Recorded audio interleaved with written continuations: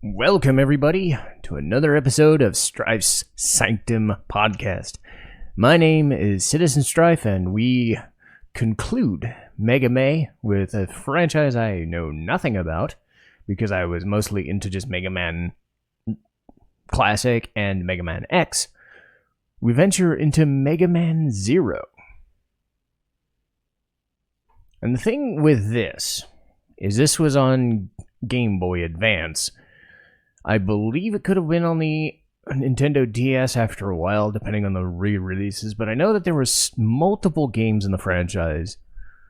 So we're going to start with the beginning and work our way through that on different years, because this is the last one for this year. It's Mega Man 01. And the thing that I noticed immediately was how kind of brief the missions were. It reminded me of Crisis Core, in that a lot of the things were geared towards being a portable system, which makes sense. But having very short Mega Man missions, even though most Mega Man missions and platformers tend to be short levels anyway, Mega Man, I'd say, is like 5 minutes, 10 minutes. Most of these are in the 2 to 3 minute range, maybe even 5 if you get long. But by and large, the missions themselves are bite-sized, which has a sort of benefit and a curse attached to it. You don't get attached to the areas as much, and I don't think the areas are all that interesting. But then you're also not in them enough to appreciate them. So whatever the game was trying to go for, especially given that the Game Boy Advance does have I would say, an interesting brightness color packet, and it doesn't, like, I look at games like Aria of Sorrow, and it just seems way too bright. It doesn't seem to have the fullness, because again, you can't compete with the Super Nintendo. That is what it's going for. But then you're dealing with games that are coming off the PlayStation era, and I felt like this with Castlevania Dawn of Sorrow versus Aria of Sorrow. Dawn of Sorrow had the fuller looking stuff because of the better hardware. It sounds better, it looks better, it feels better, all that jazz. So there's only so much you can do with a system like that. You get to Mega Man, it's kind of the same thing. Maverick Hunter feels more fleshed out because it's on a better platform, a stronger platform. It just feels more full of life. I'm not saying that this is a bad thing. It's just something to be aware of if you venture into the franchise, if you get the Zero Collection or something like that. This game is short, but not any shorter than any other Mega Man game. It just feels that way because I would say the levels themselves are cut into half, so that you're not doing them all at once. You're doing everything in bits and pieces. So the mission structure is a bit awkward. When you're coming from a franchise that is, you got your 8 robot masters, you go to the stages, you get them done, you find the crap, you fight the bosses. This one is, you go to the stages multiple times in different missions, and then you get everything to fight the bosses, and you do the thing, and you finish, and it's fine, right? But it is a different approach, and I do not know if that's changing in 02 and whatnot. I will know that when I get to it some other day. But the story is actually kind of interesting. That's, I'd say, the strong point of this, even in its bite-sized form, and as weak as Mega Man stories can get, it does go for something a little bit darker in tone, even if it doesn't exactly hit the landing as well as it should, for a specific reason. But let's just say you're coming in blind. What do you need to know? Well, Zero has been asleep or in stasis or whatever for 100 years. So, a team known as the Resistance try to find him because he's the legendary Reploid / Maverick known as Zero. And he's still as strong as he ever was. He went through a bit of a... I'm not exactly sure why they changed his look, but I guess it's to fit the new game, I guess. So he doesn't have his red and white look anymore. It's more red and black, but it is still the same Zero. So someone known as Ciel wakes him up and says, we have a resistance movement. We are Reploids. We are being retired. Their words, not mine. I'll get to that in a minute. By what is known as a copy of X. Turns out that she accidentally created him in the hopes that he would be the leader of the resistance, except it didn't go so well. Guess he got a god complex for being, given X's programming and shit. So he thinks he's doing the right thing by helping the humans, but by doing so, he's destroying lots of Reploids, and no, that's not good. So Ciel, being a researcher, hacker, all-around resistance leader, looks for Zero and ends up finding Zero. So Zero beats the shit out of stuff and is tasked with doing little missions to help the resistance and finding Neo Arcadia and destroying Copy X. So he does this through a set of missions. So same deal as before, what the stages are, what the thing is. And I think what I'll do is go through them very fast because, again, the stages themselves are honestly not all that interesting. The fights themselves are, but they're over in a matter of seconds. But this in turn gives a slightly different expectation of what the gameplay is, if nothing else. So you start in the underground lab. You find Ciel. She's been kidnapped by a golem that nobody's been able to destroy until some unknown force gets Zero his Z-Saber back, and he just kills the thing in no hurry. Then he's tasked with going place to place to find chips held by these guardians. So certain robot master / maverick / whatever, copies, whatever, may hold cyber elves, which are, stat boosting things that you can build a little bit of a kind of a nuanced, growth mechanic into, or you can just get chips, which are elemental boosts to your weapons. Zero actually gets a Mega Buster. He gets his Z-Saber. He gets a spear, and I think he gets another weapon. He gets a shield. That's what it is. He gets a shield. So the difference is the Buster shoots straight forward and up, I think, but mostly just straightforward. The Z-Saber is kind of inline, but you can also kind of jump and slash. You can charge it. The rod is there. The spear is there to do directional. So you can do the up, down, left, right, and then the diagonals as well. I didn't look at it as all that impressive, but it's a thing to use. I think it's just a little slow for what they're going for. The Z-Saber is more than capable of ripping anything to shreds. But you go to a junkyard, a disposal facility, and find these resistance members all wearing green stuff. They're male and female Reploids. And they have names on some occasions, but by and large, they're just soldiers. But they're trying to be disposed of or retired. And let me just get to that retired bit now, because I'm talking about it.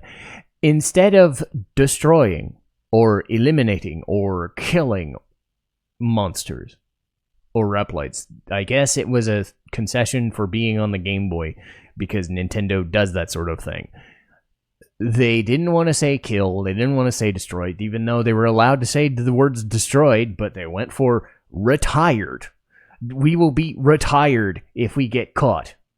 So it sounds a lot more, it sounds a lot less threatening than it should be. Because especially since a lot of this is shooting things, and you see later on, eventually, some soldiers are like ripped in half or lying against a wall or being kidnapped or things like that. And then you hear this, we're being retired. So close yet so far, but still a little bit darker. The music is fine. By and large, I don't think all the music is catchy, but it is very kind of bass heavy. Kind of reminded me of like Breath of Fire in a way. Breath of Fire 2, Breath of Fire 3, that kind of era of music. Not the upbeat, cheerful stuff, more the heavy pounding songs with the bassiness into it. The bass is the thing you'll remember of these songs at all. I did like Neo Arcadia's, though. I do distinctly remember that one. That one was fun. Leave it to the end game stages to have the best songs in a Mega Man game. It seems like that's becoming a trend. But yeah, you go to the disposal facility, you fight Aztec Falcon. If you're able to get the ice chip, which is held by a guardian, well, you can, or a guardian's flunky, I guess. You're able to fight him off. He tends to fly around a little bit. He also uses like magnetism with lightning to bring you towards his wings and shit. But you kill him and you get the thunder chip. You go to a train core.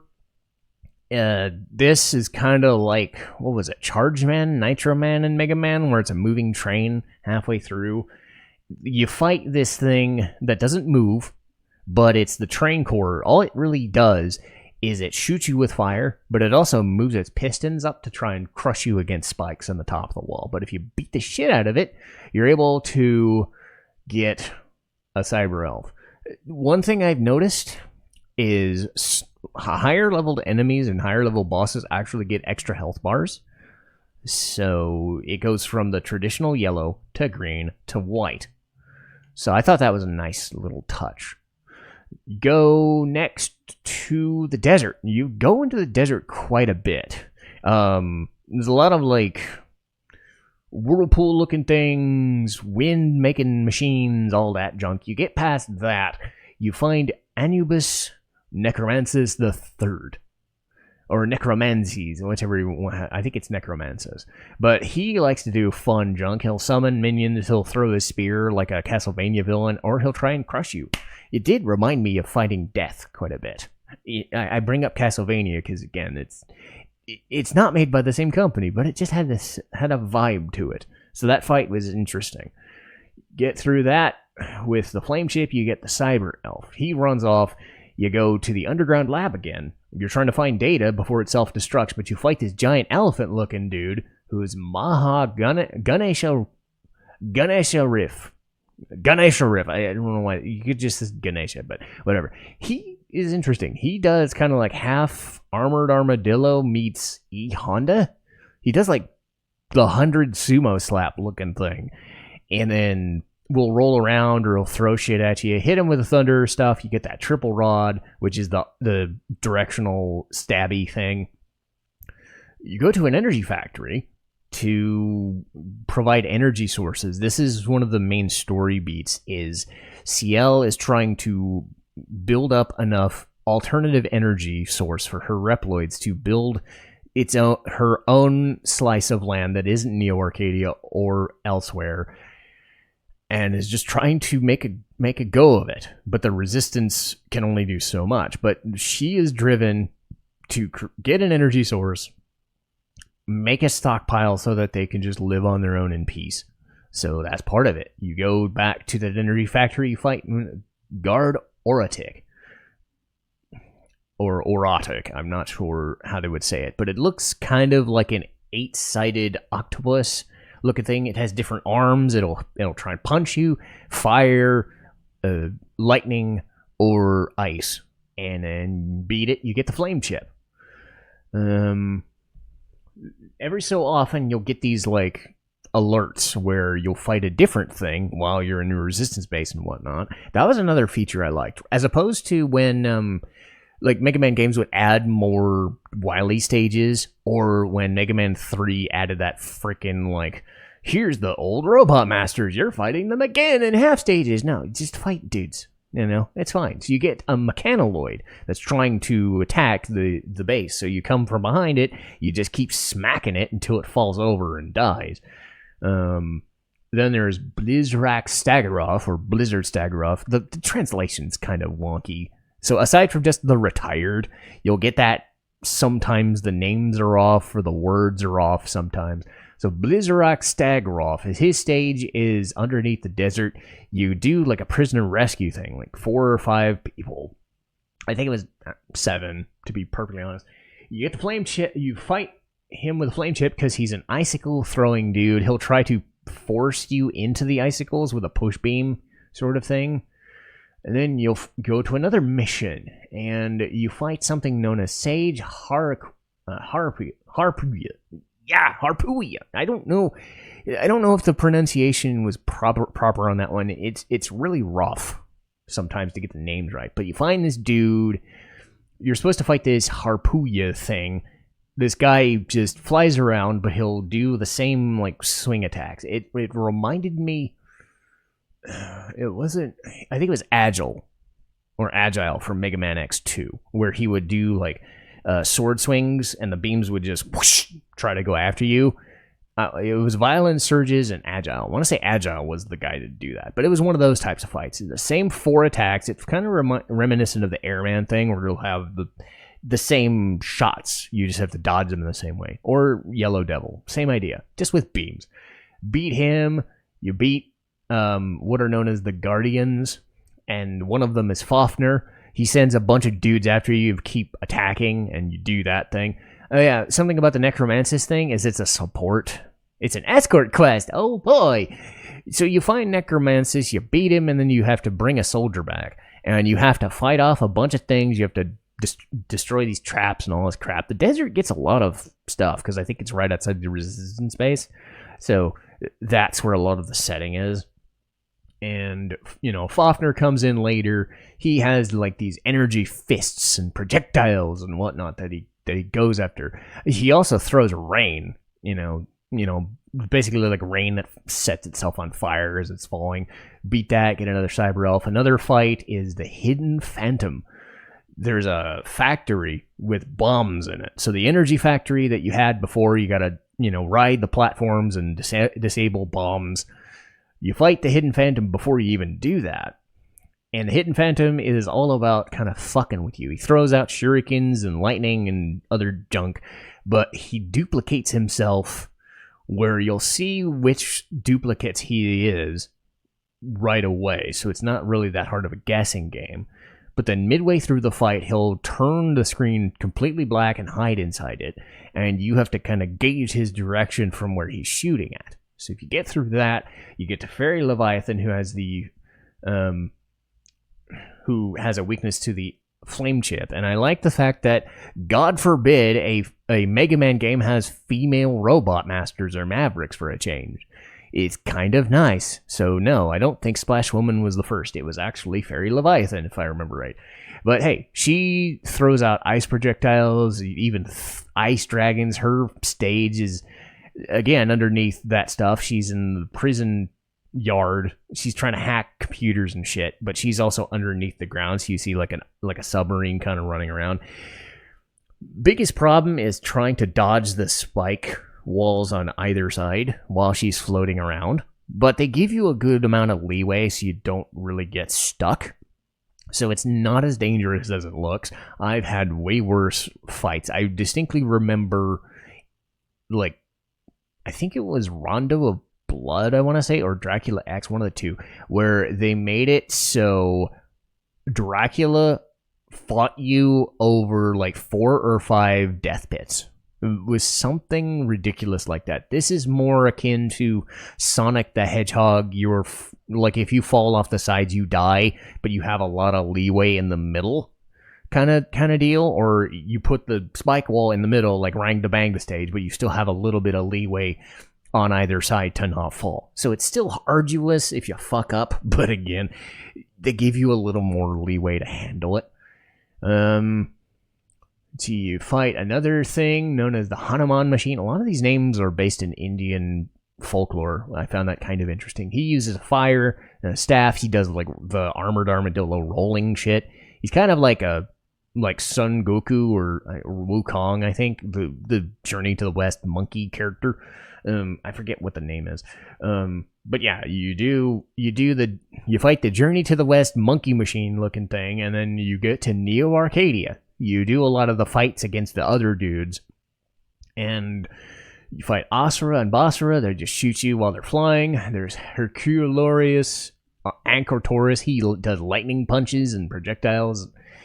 You also fight a goopy slime monster that's actually a relative in sorts of the Yellow Devil, and you know how fun that is. So he's a bunch of bleh and bounces and punches and junk, and you fight him. Then you get to the Copy X, and Copy X unfortunately doesn't fight like Mega Man X does. He does a lot of flying around and, shooting you in the air, and it's not even in the same way like Mega Man X2 or 3. It's its own thing. I guess it's trying to be its own boss fight. And then Copy X2 is he sprouts these wings, and then you're climbing up these little projectile or these little sidewall things that are trying to stomp on you and whatnot. So he's trying to throw shit at you while you were sitting on the platform, and those things are trying to crush you, but you use those to shoot him at the end. And again, I don't think the game's all that difficult, but it's not bad, right? I think for what they were going for, you get a darker vibe to the game, and I think the quicker stages do benefit it in a way. If you've never played a Mega Man game before, it's not the hardest one, it's not the easiest one. It kind of exists as a thing. If you've played Mega Man X3 or Mega Man X4 or any of the other Zero based ones, and you want to play more Zero because Zero is fine. He doesn't get a lot of dialogue, but really, you're not playing Mega Man games for story or dialogue. So that Castlevania comparison, again, I know I keep bringing that up, but it's reminiscent of that. Most of the time, you're playing these things for the gameplay. And Mega Man Zero is more Mega Man, just with a different kind of coat of paint. That doesn't make it a bad experience. It just makes it more of it. So if you want more Mega Man, and if you don't mind a lot of the darker stuff kind of dying because the Nintendo vibe wouldn't let them say destroy or kill or eliminate or incinerate or shit, they say retired. If that doesn't bug you too bad, I still think you're going to get something out of this. Again, it's going to be a lot more like a Crisis Core thing, where it's not meant to be a gigantic experience. It's meant to be a portable, fun kind of time filler. It's not going to be anybody's favorite Mega Man experience, but for what they were trying to do, I still enjoyed it enough. But that will do for me. Let's take a look at what we do next, because we're out of Mega Man country, and we're diving right into new stuff. So, I've been staying busy because my schedule's been a little lighter work-wise since the end of April. And that's given me a lot of time to watch anime, and I'm full bore on anime for a while. Two of them specifically were the Apothecary Diaries and Frieren. I am so looking forward to those. I may not even need to prep them. I still will, but I mean, I could talk about those for days and not even have to think, because they were so fucking good. So that'll be the next 2 weeks. Then June 15th will be Theatrhythm Final Bar Line, the latest in the line of Final Fantasy games, and I really hope that going forward, they just re-release the games and then just make DLC, or make DLC for Final Fantasy Remake, or because they put the songs in 16 in there, but I don't know if they're going to put the songs for Final Fantasy Rebirth and shit. No, that would be easy, but whatever. I don't know. Depends on what Square Enix wants to do, but Theatrhythm is as good as it ever was.